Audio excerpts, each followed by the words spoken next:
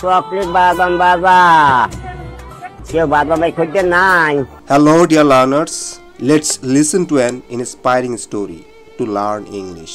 The man in the video is Abdul Gofur Mullik. He is 77-year-old and unfortunately he is born blind. At this old age and physical challenge, he has to sell coconut sweet balls and roasted peanuts in the train. At the age of 11, he made a resolution not to beg. From a very young age, he would climb other people's coconut trees. In exchange for the coconuts he picked, he would make coconut laddus and sell them to the people in different markets.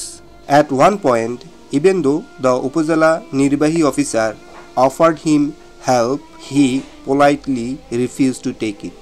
He never wanted to beg, extending his hands to others for help. For those who have countless complaints about life, Abdul Gofur Mullik can be a story of courage and inspiration.